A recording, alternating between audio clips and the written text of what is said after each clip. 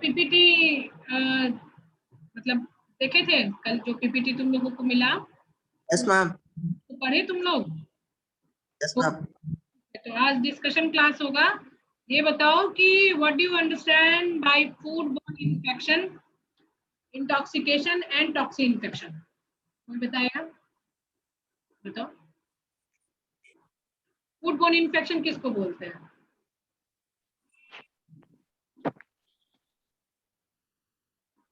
बताओ रुपेश। रुपेश, रुपेश अपने आप को अनम्यूट करो रुपेश।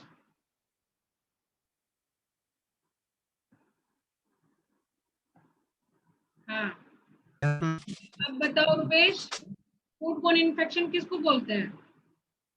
पीपीटी पढ़े थे ना कल तो? Food borne infection. Yes ma'am.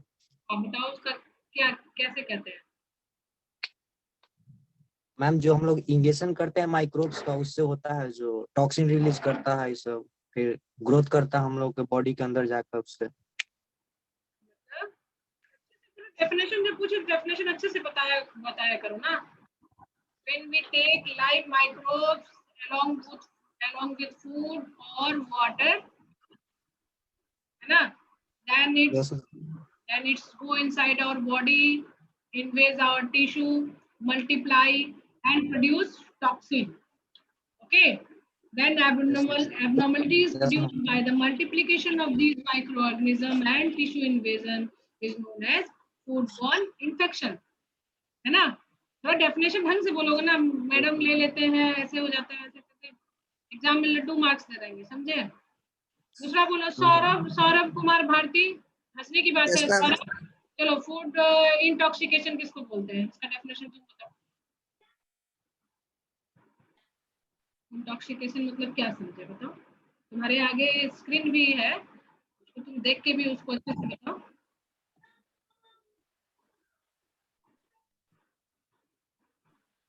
तो क्या समझे फूडबॉर्न इंटॉक्सिकेशन से?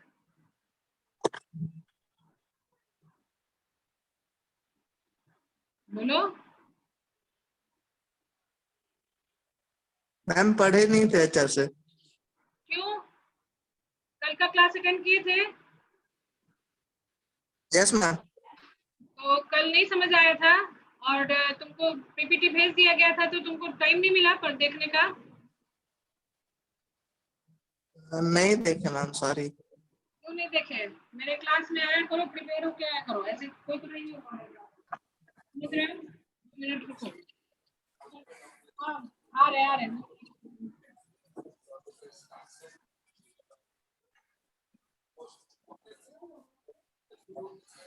मैडम बहुत फैल है और हवा चलता है ना मैडम, बहुत दर्द करता है।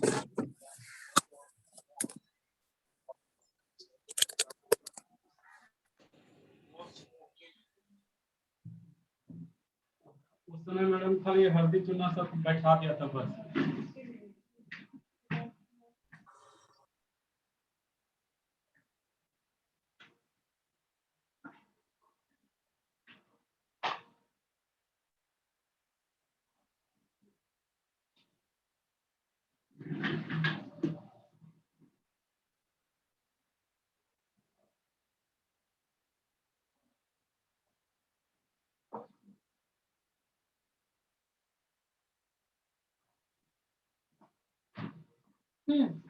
किसने रेज किया हैंड? कौन बताएगा?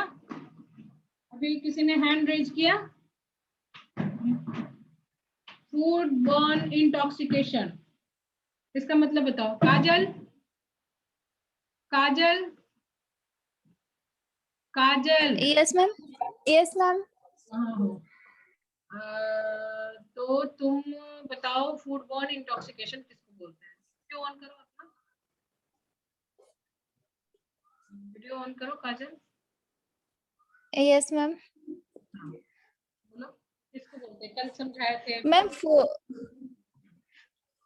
मैम फूड में टॉक्सिक सब्सटेंस से जो पॉइजन होता है उसको खाने से होता है। ढंग से डेफिनेशन बताया करो। Food borne infection. तुम्हारे आगे स्क्रीन भी खुला हुआ है। दिख रहा है स्क्रीन? Yes ma'am. तो देखो, इसको देख के तो कम से कम उसको ढंग से डिफाइन करो।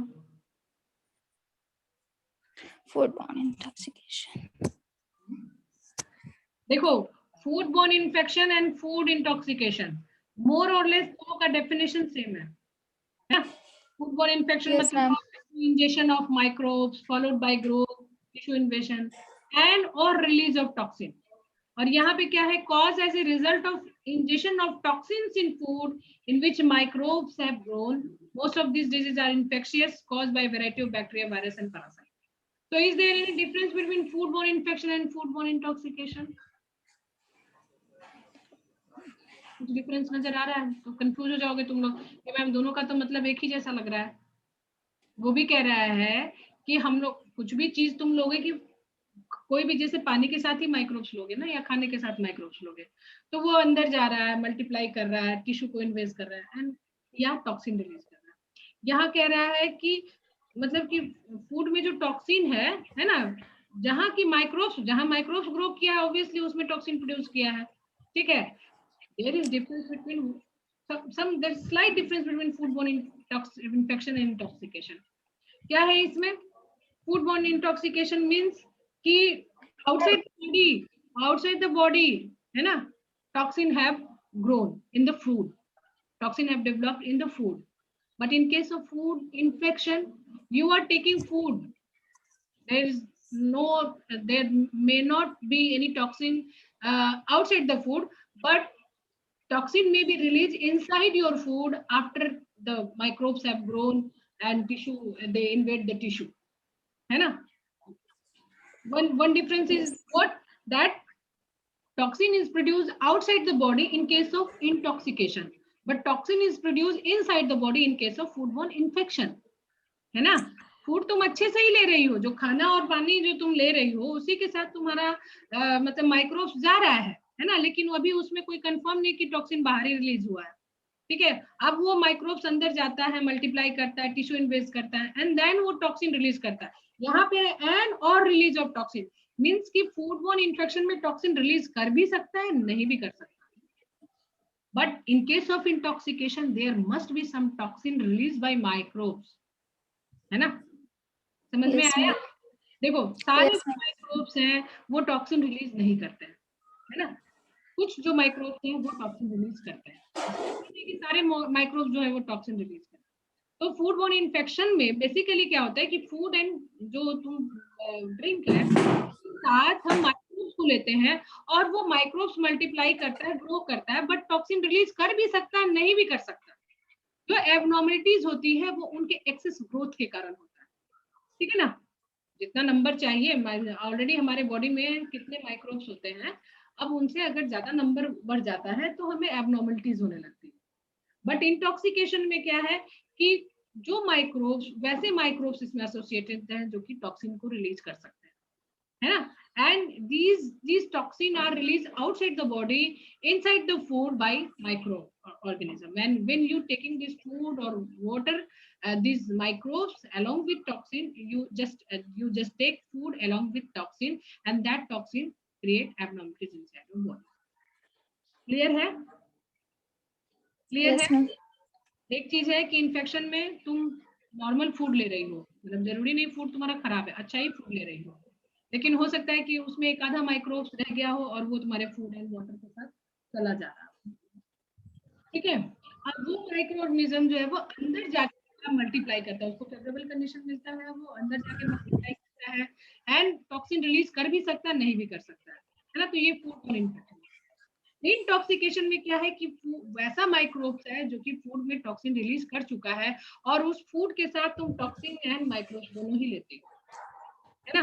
तब एब्नॉर्मलिटीज हो जाता है। ठीक है, थर्ड इज फूड इंटॉक्सिकेशन। यहाँ पे है कि जो तुम्हारा फूड है उसमें तुम्हारा माइक्रोब्स है भी, नहीं भी हो सकता है, क्योंकि when you treated when you warm the food or heat the food, the microbes may be killed, but the toxin is still effective, है ना? and it can cause disease inside your body. clear है?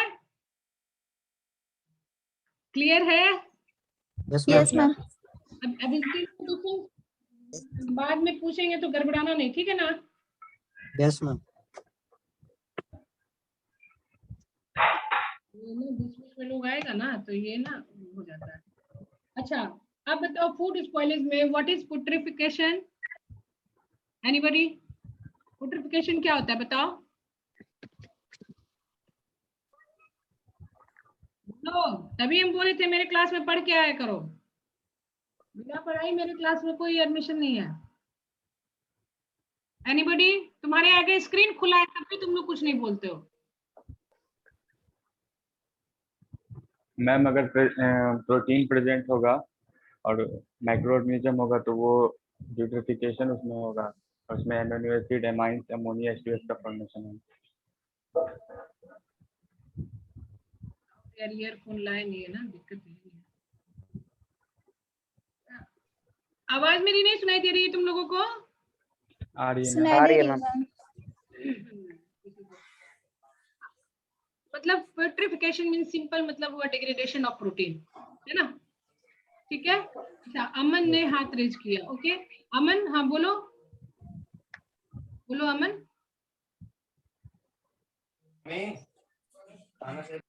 बोलो अमन, तुमने हाथ raise किया हुआ है।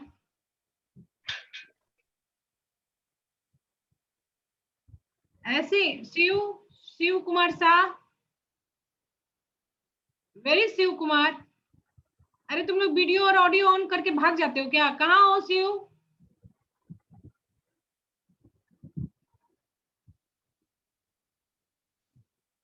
तुम लोग जो जो नहीं रिस्पॉन्स कर रहे हो ना सबका अटेंडेंस 0 लगाएंगे। 14 दिख रहे हैं और 14, पहले तो तुम लोग सब अपना वीडियो स्टार्ट करो, सबको हम देखना चाहते हैं। चेहरा ही नहीं समझ आएगा तुम लोग कौन हो। सारे इस क्लास के स्टूडेंट ही है ना? कोई बाहरी तो नहीं तुम लोग किसी को लिंक भेज दिए? सब नो अपना मैम, और न्यू स्टूडेंट्स हैं। सारे न्यू स्टूडेंट्स है तो अरे तो इंट्रोडक्शन तो होना चाहिए। ऐसे वीडियो ऑफ करने से कैसे हम पहचानेंगे बताओ तो? चलो सबको ही अपना वीडियो ऑफ ऑन करो।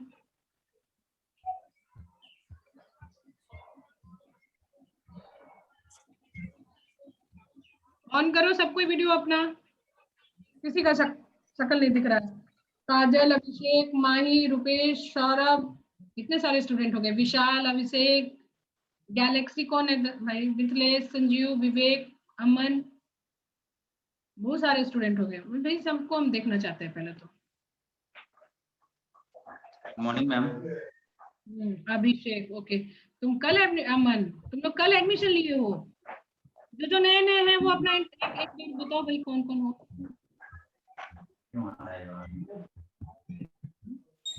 हाँ यार। काजल, माही, शिव, अपना अपना चेहरा दिखाओ। अमन, शिव कहाँ गया? इसका ये क्या कबर्ड दिख रहा है? शिव कुमार शाह, अभिषेक, विवेक, गैलेक्सी ZX कौन है भाई? पूरा चेहरा दिखाओ अपना। गैलेक्सी ZX कहाँ भागे? अभिषेक, मिथिलेश, तुम क्या घूंघट में रहोगे? मिथिलेश, अपना वीडियो ऑन करो नहीं तो तुम्हारा हम अटेंडेंस 0 लगाएंगे। माही, माही कौन है? माही मैम आपने मेरा वो डिसेबल कर हो गया। देखो आज गुड मॉर्निंग मैम। माही न बना दो।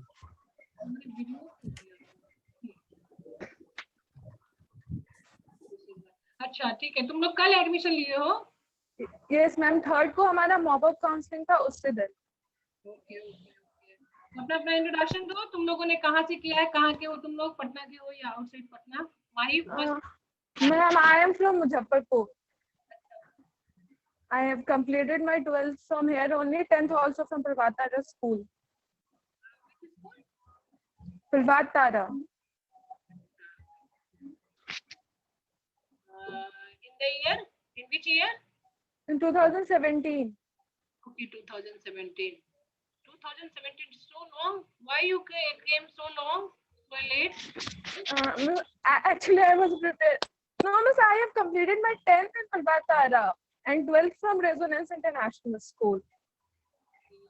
2019. हाँ 2019.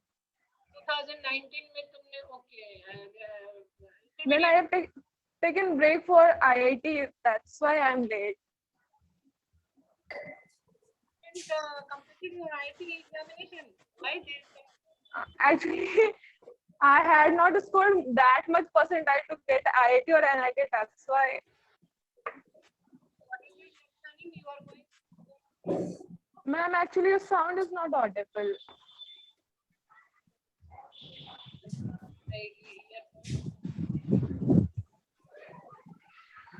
So just I am asking that you are going to prepare yourself for the next examination also, or you will complete? No, I will take admission. Actually, it has been one gap year. Now I don't want another gap year. That's why I've taken admission. I will do my studies from here only. Mithilesh, you are from? Mithilesh? जी I am from Bhagalpur district.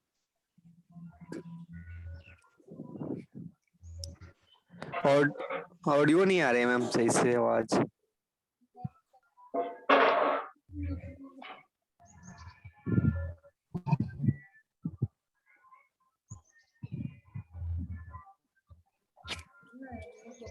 खत्म हो गया था ना इसका हो गया था।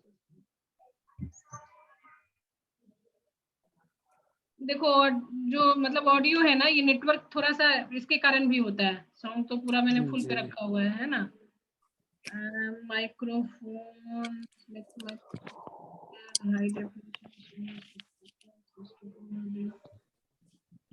जो सेटिंग में सब कुछ सही कर रखा है, बट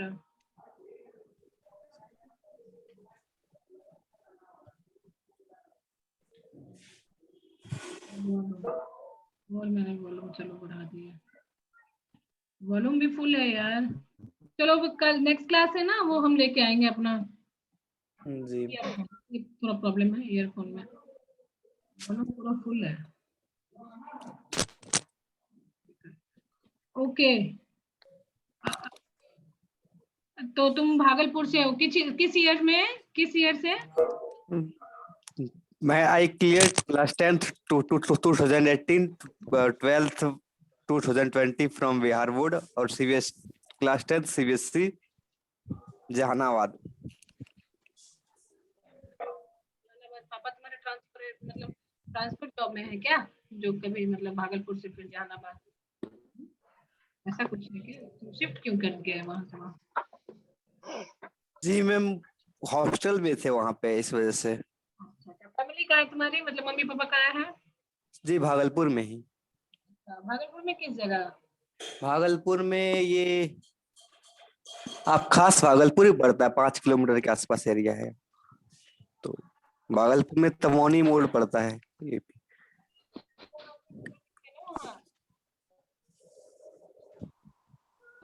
हेलो मैम। अभी कौन? अभिषेक? कौन? अभिषेक अनम्यूट करो अपने आप को, पहले तो अनम्यूट करो।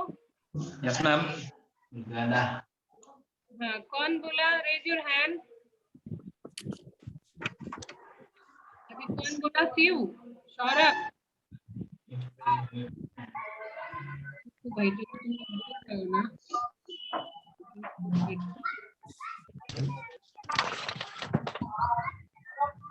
तो बोलो।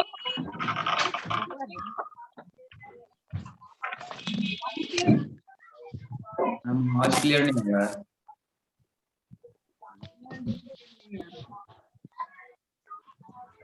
चलो तुम लोग जब क्लास में आओगे ना कुछ दिन में, फिर ऑफलाइन शुरू हो जाएगा ना। चलो अभी क्लास में देखते हैं, ठीक है? तो ये जो पहले का 1-2 जो क्लास है ना, पहले क्लास हो चुका है, सारे जो न्यू हमारे उनके लिए इंट्रोडक्टरी क्लास हो चुका है, और 3 क्लासेस हो चुके हैं। जो तुम्हारे पुराने जो बैचमेट्स है, पुराने क्या मतलब यही बैचमेट है तुम्हारे, जिन्होंने थोड़ा सा नोट्स ले लेना। हालांकि पीपीटी में प्रोवाइड कर दूंगी, है ना, लेकिन मेरे क्लास में जो भी तुम आओ तो पहले का क्लास का सारा स्टडी करके आओगे, पहले दे दिया जाता है। तो I was asking what is purification. चलो तुम लोग के सामने स्क्रीन रखा हुआ है, जो न्यू स्टूडेंट सभी मैथ्स के हो, बायो के हो? मैथ्स के हो, ओके। कोई बात नहीं, मैथ्स के हो, लेकिन फिर अभी तो बायोलॉजी तुम लोगों ने मैथ्स पढ़ा ही होगा। तो मैं पूछ रही थी what is fermentation, anybody tell me what is? Degradation of protein. No, I am asking fermentation, not putrefaction. अच्छा अच्छा. Degradation of carbohydrates. Fermentation of carbohydrates. Putrefaction is what? It is degradation of protein. Okay. So my next question is that why we feel a bad smell after degradation of when egg is broken or egg is destroyed? Ma'am, due to formation of some gases, amines, H2S, Yes. that is protein. Egg is rich in protein, and there is degradation of protein by some proteolytic microorganisms, and during this proteolysis, some amino acids, amine, ammonia, and hydrosulfide. So this impart a foul smell to the egg. Okay. Now, what is rancidity? Rancidity. Ma'am, food spoilage जो हो जाते हैं उसी को What is spoilage? Okay. Which type of Food is Fatty foods. fatty acid, fatty food जो होते हैं। Yes, तुम लोग अपने घर में भी इसको अगर fatty food is हाँ, fatty food का जब ma'am fatty food is oxidation. Hello हाँ, बोलो ma'am Sound is not audible. ma'am when oxidation take place in fatty foods and hello when oxidation is take place in fatty food and oily food then rancidity occur. हाँ, very सही बताया। Yes. या मतलब degradation of fatty और oxidation of fatty food में कि हम लोग जो चिप्स खाते हैं ना, लेज और इसमें देखो लेज और जो Yes, का ma'am. चिप्स है, उसमें ऑक्सीजन का उसका जो पैकेट होता है ना, उसमें इनर्ट गैस मतलब होता है, उसमें ऑक्सीजन नहीं होता। Nitrogen. Yes ma'am. Nitrogen. Nitrogen में उसको स्टोर करते हैं, क्योंकि अगर ऑक्सीजन में स्टोर करोगे क्या अगर उसमें पेट वेट हो जाता है तो देखते चिप्स खराब हो जाता है, एक तो वो मुरमुरा सा में स्मेल भी आने लगती है। So that is due to oxidation of that oily substance जिसमें तुमने ट्राई किया है impart a bad taste and smell to the fatty food. Now food preservation, मतलब तुम लोग नए हो और लेकिन टर्म इतना सिंपल है, food preservation means preservation, you everybody know Yes, Yes ma'am. Yes, ma'am. Preserve करने की क्वालिटी को हम लोग प्रिजर्वेशन कहते हैं। Home you just observe preservation technique है ना, तुम लोग जैसे तुम लोगों ने अभी देखा होगा तुम्हारी मम्मियाँ वगैरह जैसे गोभी का मौसम चला जा रहा है तो गोभी को भी सुखाती होंगी, है ना। तो क्या होगा कि तुम लोग मतलब कि गर्मी में इसको तुम लोग खा सकते हो आराम से, क्योंकि गर्मी में तो ऐसे तो अब हर सीजन में हर फूड और हर फ्रूट मिलता है, वेजिटेबल मिलता है, बट वो टेस्ट नहीं आता है। तो हम लोग क्या करते हैं कि उसको ड्राई करके करते हैं। ड्राइनेस से कुछ फूड का जो टेस्ट होता है वो थोड़ा सा चेंज भी हो जाता है ना। सॉल्टिंग वगैरह दिस सॉल्टिंग वगैरह जैसे नींबू का अचार वगैरह, this all are the technique of food preservation, है ना। अचार बनाते हो, पिकलिंग्स वगैरह, ये भी तुम्हारा food preservation. Jam, jelly, this all are the methods of food preservation. And क्या मतलब है, फूड की क्वालिटी, टेस्ट एंड उस सबको उसकी जो वैल्यू है, न्यूट्रिटिव वैल्यू है उसको आवाज आ रही है, मैम आवाज नहीं आ रही। मैम कुछ भी क्लियर नहीं सुना दे रहा मैम। क्लियर आवाज नहीं आ रहा है मैम। क्या करें, तो आवाज तो नेटवर्क के कारण भी थोड़ा सा प्रॉब्लम होगा। और आवाज का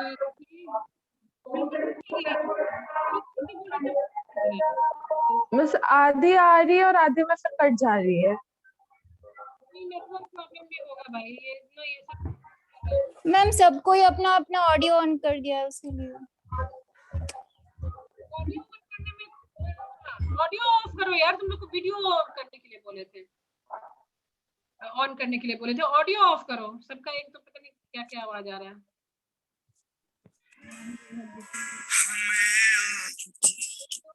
खाना खाना सब लगाएगा। ठीक है, अच्छा आप सुन रहे हैं मेरा आवाज? अब am I audible? Yes yes ma'am. Ma'am. यही यस है, मैम। ऑडियो तुम लोग अपना ऑन कर ले रहे हो ना, इसीलिए वो कट रहा है। ठीक है ना? अब देखो, अब जैसे मैंने बताया कि जो मतलब कि स्पॉइलेज फर्मेंटेशन भी is the type of spoilage, proteolysis is the type of spoilage and rancidity is also a type of spoilage. But यहाँ पे जैसे तुम देख रहे हो फर्मेंटेड फूड है ना, तो कहोगे कि मैम ये तो स्पॉइल्ड फूड है, तो फिर इसका क्या काम है ना? तो नो, जब हम किसी प्रोसेस को कंट्रोल में चलाते हैं, कंट्रोल वे में उसको हम लेके जाते हैं, that food become valuable for us, है ना? तो तुम लोग फर्मेंटेड फूड को तो बहुत खाए होगे, है ना? तुम अब जो नए नए हैं, कल वाले तो स्टूडेंट जो है वो तो बता देंगे, लेकिन जो नए नए स्टूडेंट है, बताओ तुमने क्या क्या फर्मेंटेड फूड खाया अपने घर में? बताओ। मैम इडली हो गया, डोसा हो गया।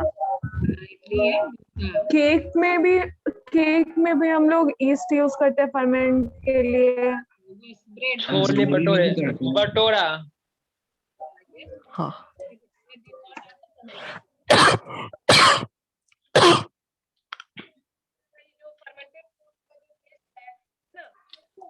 मैम आवाज नहीं आ रही है। ऑडियो एक एक करके अपना ऑडियो ऑन करना है ना, ऐसे क्रॉस जब होगा ना तो नहीं सुनाई देगा। तो मैं क्या बोल रही थी, मैं कह रही थी कि जो तुम लोग फर्मेंटेड फूड खाते हो, सुन रहे हैं हम, तो और जैसे कि इडली और डोसा की बात करते हो, तो डोसा किस चीज का बना होता है बताओ? डोसा का क्या कंपोजिशन होता है, बोलो? चावल, चावल, राइस। चावल होता है और दाल और चावल। दाल और चावल, कौन सा दाल होता है? उड़द दाल में। उड़द दाल होता है, ओके, ब्लैक ग्राम। अच्छा, तो अब तुम लोग ये कभी जानने की कोशिश की कि हम लोग उड़द दाल ही डालते तब भी उसमें फर्मेंटेशन होता है? अगर तुम चना दाल डालते हो या कोई मूंग दाल डालते हो तो उसमें नहीं होता है, मतलब फर्मेंटेशन थोड़ा सा कम होता है। देखते हो, अगर हम उड़द दाल डालते हैं, जैसे बड़ा भी बनाते हैं, तो वो ना जल्दी फर्मेंट करता है ना? देखते हो कि नहीं? Yes ma'am. यस। तो क्या होता है ना, उड़द दाल के सरफेस पे कुछ स्पेशल टाइप के माइक्रोब्स होते हैं, और जो तुम्हारा जब चावल के साथ जब तुम मिक्स करते हो तो वो फर्मेंटेशन तुम्हारा उसको इंक्रीज करता है, दैट बिकम फ्लफी। तो चावल और दाल को अलग अलग तुम खाओ और एक तुम डोसा खाओ, दोनों में से टेस्ट किसका ज्यादा अच्छा लगता है? डोसा का। लगता है ना? हाँ। तो अगर मैं पूछूं कि what is the advantage of fermented food, तो तुम लोग कोई एक दो तो बता सकते हो क्या क्या एडवांटेज है, मतलब तुम लोग सोच के न्यूट्रिटिव वैल्यू को बढ़ा देगा मैम। न्यूट्रिटिव वैल्यू को बढ़ा देता है ऑब्वियसली, जब क्योंकि ब्रेक डाउन होता है ना, इसमें कार्बोहाइड्रेट का ब्रेक डाउन होगा, और कार्बोहाइड्रेट का ब्रेक डाउन होता है, कार्बन डाइऑक्साइड रिलीज होता है, तो जो कॉम्प्लेक्स कार्बोहाइड्रेट है वो सिंपलर कार्बोहाइड्रेट में चेंज कर जाते हैं, है ना? तो क्या होता है कि मतलब कि पहले तो तुम्हारा एकदम कॉम्प्लेक्स कार्बोहाइड्रेट था, अब क्या हुआ कि ड्यूरिंग रिलीज कुछ मतलब कि नए प्रोडक्ट भी बनते हैं जो कि न्यूट्रिशनल वैल्यू को बढ़ा देते हैं। ठीक है, तो एक तो पॉइंट हो गया कि न्यूट्रिटिव वैल्यू को बढ़ा देता है। सेकंड बताओ भाई, लाइफ स्पैन बढ़ा देता है मैम। क्या बढ़ा देता है? मैम एडिबिलिटी को बढ़ाता है। एडिबिलिटी बढ़ाता है, यस, यानी कि ऑर्गेनोलेप्टिक, यानी कि टेस्ट बढ़ाता है ना? एडिबिलिटी Yes, ma'am. तुम्हारे खाने की यस कैपेसिटी मैम। बढ़ाता है, तो खाने की कैपेसिटी को तभी बढ़ाएगा ना जब तुमको टेस्ट अच्छा लगेगा। तो टेस्ट अच्छा का मतलब कि ऑर्गेनोलेप्टिक, है ना? ये देखो यहाँ पे है yes ma'am. Organoleptic substance, right? तो वो टेस्ट बढ़ा देता है। और कोई तीसरा कुछ सोचो। मैम वॉल्यूम को इंक्रीज कर देता है। वॉल्यूम को इंक्रीज कर देता है, हाँ, वॉल्यूम को इंक्रीज तो कर देता है, क्योंकि भाई तुम ग्रिंड करते हो, उसको ग्राइंड करते हो, फिर उसमें से फर्मेंटेशन भी होता है, तो वो दिखता है, फ्लफी सा दिखता है। वॉल्यूम को इंक्रीज करने से तुम्हारा क्या फायदा होता है बताओ? मैम बोलो। मैम केक में यूज होता है तो उसका वॉल्यूम जब केक छोटा रहेगा तो उसको। ठीक है, चलो, दैट में बी वन पॉइंट हो सकता है ना? वॉल्यूम भी इंक्रीज कर देता है, न्यूट्रिटिव वैल्यू को बढ़ा देता है, तुम्हारा एडिबिलिटी बढ़ा देता है, प्लस डाइजेस्टिबिलिटी भी बढ़ा देता है ना? यस These are the, मतलब ये सारे जो है, अगर तुमको दिया जाए what is fermented food, fermented food का तुम्हें डेफिनेशन लिख दोगे, है ना? कि it is fermentation is the process of degradation of carbohydrate and the food prepared by this technology, this method is known as a fermented food. And अगर तुमसे पूछा गया उसी में अगर क्वेश्चन पढ़ा दिया गया कि what are the advantages of fermented food, तो तुम लोग आराम से लिख लोगे, है ना, एग्जांपल दे के लिख दोगे कि भाई example some example of fermented food are like idli, dosa, sambar वगैरह वगैरह, है ना, और इसके जो तुम्हारे Yes, ma'am. पॉइंट्स तुम अपने आप खुद से कर सकते हो। These are the some of example of dairy, जो तुम अब डेयरी टेक्नोलॉजी में आओ तो कुछ डेयरी के प्रोडक्ट्स भी तुम्हें जानने होंगे। दही तुम्हारा सबसे जो बेस्ट है, जो एक एग्जांपल है फर्मेंटेड फूड का, दही है ना। और मैम ये भी तो हो सकता है ना कि वो कॉम्प्लेक्स फूड को स्टोर देते हैं तो हमारे बॉडी को कम उसको मतलब डाइजेस्ट करने में।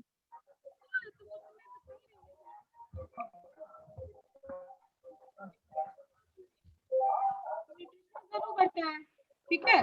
और इस यही वजह है कि तुम सिंपलर जो कंपाउंड खा रहे हो वो मतलब उसकी डाइजेस्टिबिलिटी भी ज्यादा होगी ना, ठीक है। Yes, ma'am. These are the some example of fermented food. देख चुके हो कि these are the various technique, जो कि कल भी मैंने किया था कि these are the various technique for food preservation। हम लोग केमिकली भी फूड प्रिजर्व कर सकते हैं, है ना, उसको सुखा के भी कर सकते हैं, जिसको कि डिहाइड्रेशन करते हो। So many example of dehydrated food. Like तुम देखो मिल्क को भी मतलब कि डिहाइड्रेशन करके करते हो ना भाई, तुम मिल्क पाउडर के रूप में यूज करते हो। तुम्हारा चावल, दाल, ये सब लॉन्ग टर्म के लिए तुम रखते हो, कि सुखा के ही रखते हो, है ना। मकई वगैरह को सुखा के रखते हो, कई तरह के वेजिटेबल्स को सुखा के रखते हो, dry fruits, these are the example of dehydrated fruits, है ना। तो जब तो ऑब्जर्व करोगे कि जब हम डिहाइड्रेट कर देते हैं, क्योंकि वाटर को पूरा उसका हम लोग निकाल देते हैं, तो उस फूड को हम लोग कई साल तक रख सकते हैं। फूड में भी प्रिजर्व करते हुए हम लोग कई जो फूड्स होते हैं उसको हम लोग चिलिंग में भी रखते हैं, रेफ्रिजरेटर में रखते हैं। जैसे कि तुम्हारा मटर है, जो सफल का मटर तुम्हारा उसको यूज कर सकते हो, तो वो चिल कंडीशन में रहता है। इसी तरह थर्मल पास्चुराइजेशन, मिल्क वगैरह को तुम पास्चुराइज करते हो। तो बहुत सारे जो तुम्हारे कैन फूड है, जो कि केन में आते हैं, है ना, जो कि प्रिपेयर्ड फूड होते हैं, उनको हम लोग थर्मल प्रोसेस के थ्रू उसको प्रिजर्व करते हैं। तो हालांकि ये सब पहले भी हो चुका है, और इसको फिर देखिए ना कि इंडस्ट्रियल माइक्रोबायोलॉजी क्या है। जब हम किसी प्रोसेस को इंडस्ट्रियल एप्लीकेशन के लिए यूज करते हैं, यानी लार्ज स्केल के लिए जब हम यूज करते हैं, तो वो हमारा इंडस्ट्रियल माइक्रोबायोलॉजी। और ये इंडस्ट्रियल माइक्रोबायोलॉजी मींस कि हम उसमें किसी भी तरह के माइक्रोबियल्स प्रोडक्ट को या सेल को हम लोग यूज कर सकते हैं। जैसे ईस्ट सेल का प्रोडक्शन भी तुम्हारा अगर हम लोग इंडस्ट्रियली करें, तो that come under the industrial microbiology. And इस सेल का जो तुम्हारा यूज है, वो तुम everybody know that this are use in the bakery industry, है ना। ब्रेड वगैरह में, केक वगैरह में सारे हमारे इसी सेल्स का यूज होता है। बायो कन्वर्जन मतलब कि एक सब्सटेंस से दूसरे सब्सटेंस में चेंज करने की जो प्रोसेस होता है, उसको लोग बायो कन्वर्जन कहते हैं। और इस प्रोसेस से कई तरह के स्टेरॉइड्स का मतलब कि निर्माण होता है। इन स्टेरॉइड को कई तरह के, जैसे कि मान लीजिए कि तुम्हारा गुड वगैरह है, तो उसमें मीट प्रोडक्शन के लिए हम लोग का इंजेक्शन करते हैं ताकि उसका मीट प्रोडक्शन बढ़े। और मतलब कि इन सब का यूज यहाँ पे होता है। इसी तरह एंजाइम के प्रोडक्शन के लिए भी होता है, एंटीबायोटिक के प्रोडक्शन के लिए, additives, chemicals and all come under the industrial microbiology. अब ये मैंने कल बताया था, जो हमारे प्रीवियस स्टूडेंट है, कल वाले जो स्टूडेंट है ना, कल काजल थी ना, काजल, हेलो काजल। यस मैम, यस मैम थे। बताओ what is difference between upstream processing and downstream processing? Upstream processing, कल मैंने अच्छे से समझाया था।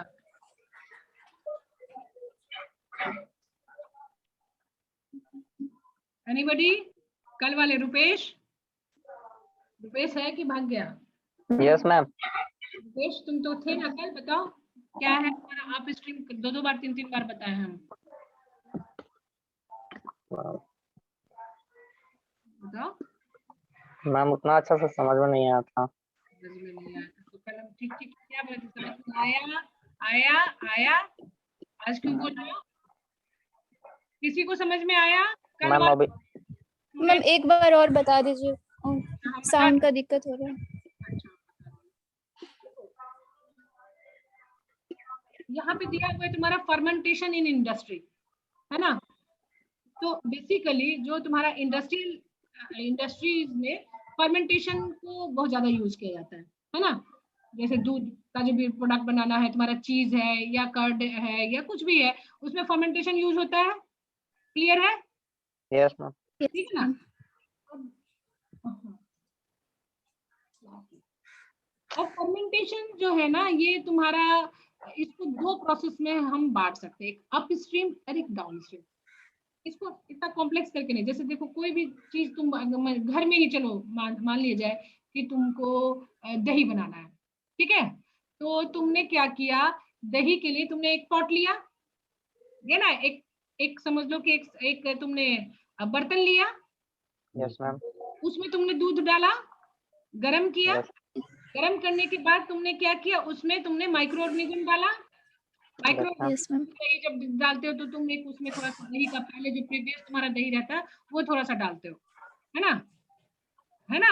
Yes ma'am. Yes ma'am.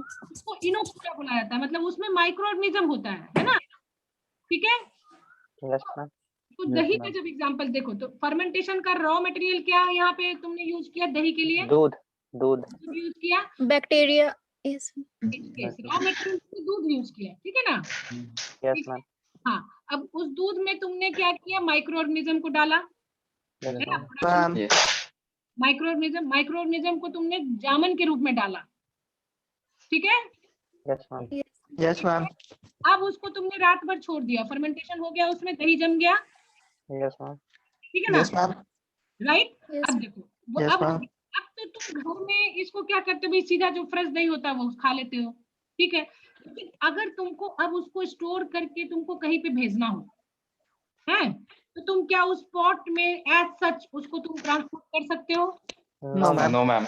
नहीं कर सकते हो, खराब हो नहीं कर सकते हो, क्योंकि एक तो तुमने जो उसमें दही डाला हुआ है, उसके साथ जो माइक्रो ऑर्गेनिज्म तुमने डाला हुआ है, वो माइक्रो ऑर्गेनिज्म मल्टीप्लाई करता चला जाएगा और दही जो है तुम्हारा खट्टा होता चला जाएगा, खराब हो जाएगा फिर। खराब हो जाएगा। तुम उसको ज्यादा दिन, मतलब कि उसको तुम 2 कदम भी ज्यादा उसको ट्रांसपोर्ट नहीं कर सकते, है ना।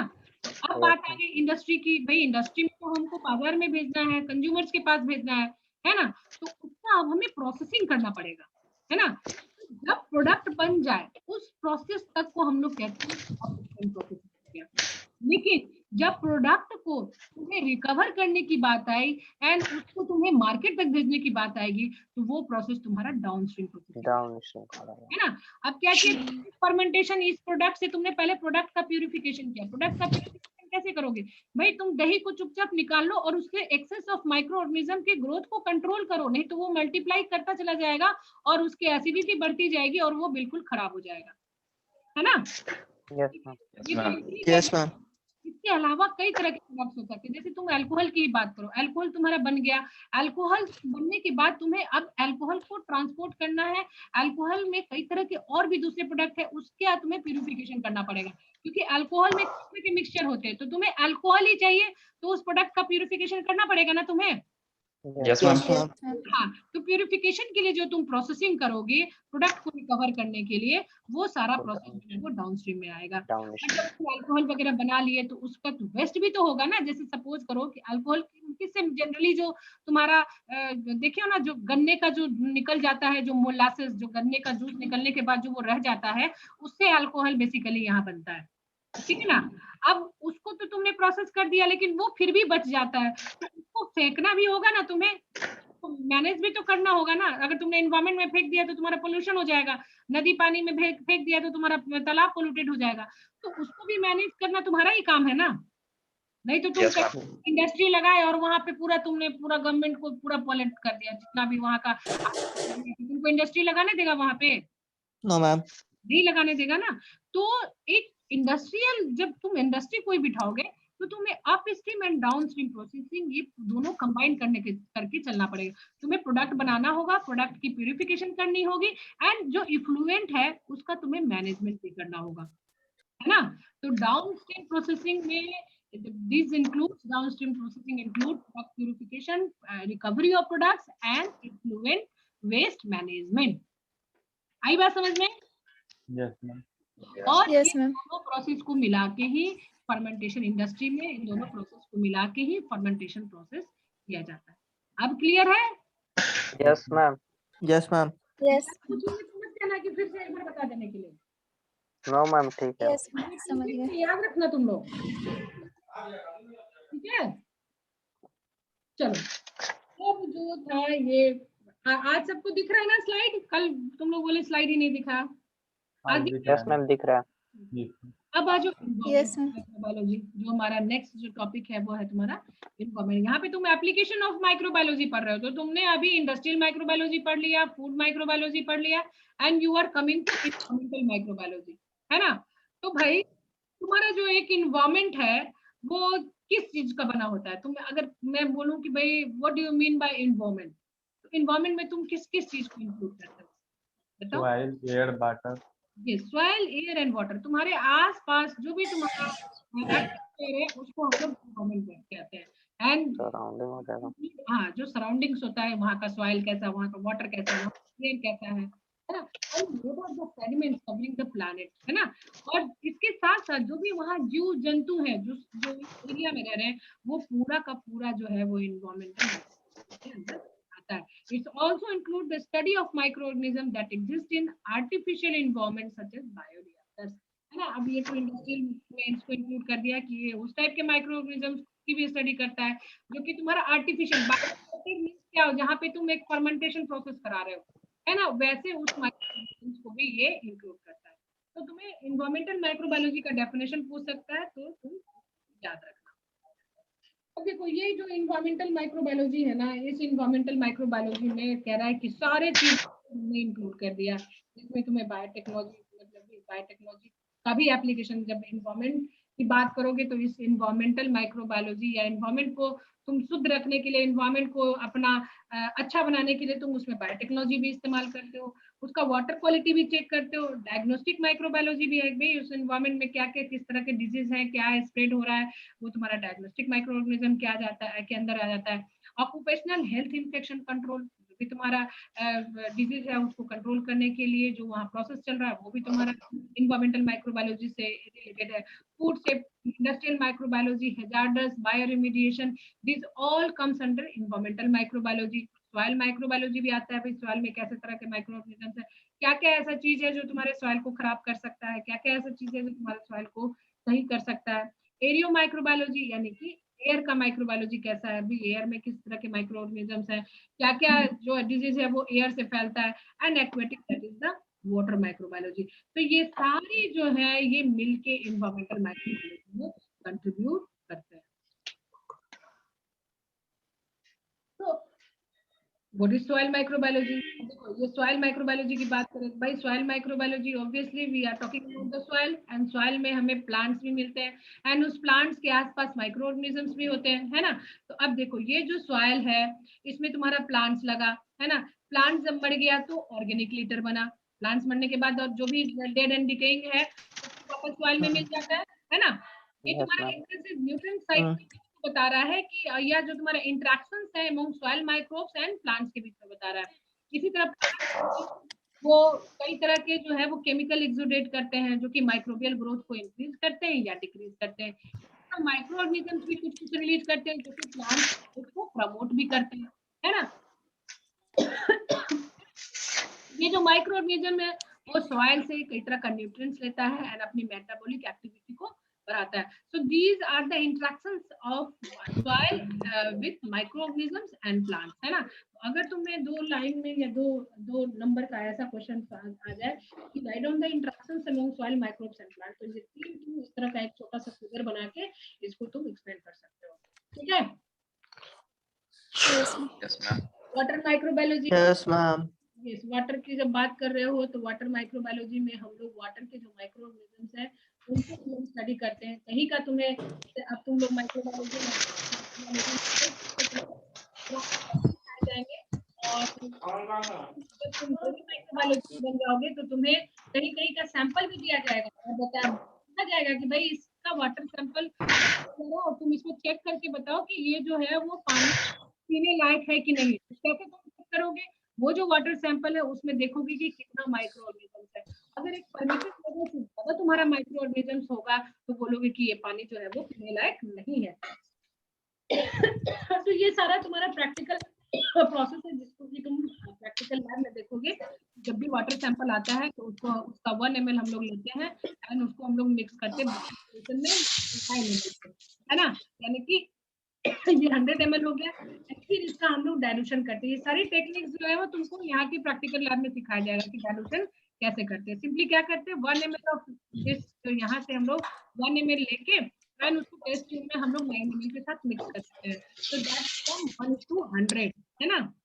फिर उसका 0.1 ml लेके ये डाइल्यूशन टेक्निक तुम्हें पूरी अच्छी तरह से बताया जाएगा और तो तुम्हें ये पता चल जाएगा कि इसमें कितने माइक्रोब्स हैं उसकी काउंटिंग करके, और फिर ये पता चलता है कि वाटर जो है वो पॉल्यूटेड है या वो साफ है जिसको हम पी सकते हैं कि नहीं पी सकते।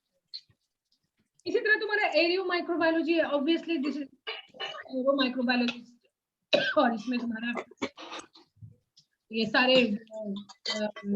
Interaction of human with human bacteria environment है ना। ये तुम्हारा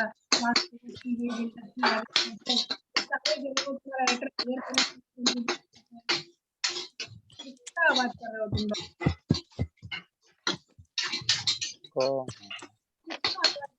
म्यूट कर दो भाई, कोई खाना पका है ना। अब ये जो है वो एयर पोल्यूशन जो है वो जानवरों को भी अफेक्ट करेगा। एयर पोल्यूशन के कारण तुम्हारा जो है वो माइक्रोब्स है उससे भी अफेक्ट करेगा एंड अल्टीमेटली ये जो है वो तुम्हारा प्रदूषित होगा और जिससे कि तुम्हारा ह्यूमन पे भी वो असर डालेगा। तो these are all about the application of microorganisms, application of microbiology। ठीक है ना। अब टाइम भी तुम्हारा हो रहा है और ऑलरेडी पीपीटी दे दिया गया है, तो जो भी तुम्हारे पुराने स्टूडेंट्स हैं उनको तुम हेल्प करोगे है ना। पहले के जो क्लासेस है इंट्रोडक्टरी उनको प्रोवाइड करा दोगे, पीपीटी तुम लोग को सबको मिल जाएगा ठीक है। और नेक्स्ट क्लास में, अब तो तुम्हारा नेक्स्ट क्लास नहीं, कल तुम्हारा प्रैक्टिकल है ना। तो प्रैक्टिकल का कुछ टेक्निक हम बताने की कोशिश करेंगे, तुमको भेजेंगे जो कि लैब में किया गया है उसको यहाँ का कुछ टेक्निक। अदरवाइज जब तुम लोग आओगे यहाँ पे क्लास में तो तुम्हें प्रैक्टिकल ठीक है। स्क्रीनशॉट लिया आपकी अटेंडेंस का, स्क्रीनशॉट कोई मोबाइल पे अपना अगर देख रहा हो ना तो वो स्क्रीनशॉट ले लो। इसमें जो तुम्हारा जो स्टूडेंट्स है ना ये सारे तुम्हारे स्क्रीनशॉट्स आ जाएंगे। ये जो पार्टिसिपेंट है ना आए समझ में मैम ले लिया। हाँ लेके और उसको कर देना ठीक है। नेक्स्ट क्लास करें तो उसमें तक रेस्ट हो, टाइम खत्म हो गया ठीक है। Thank you ma'am. Thank you ma'am. Thank you ma'am.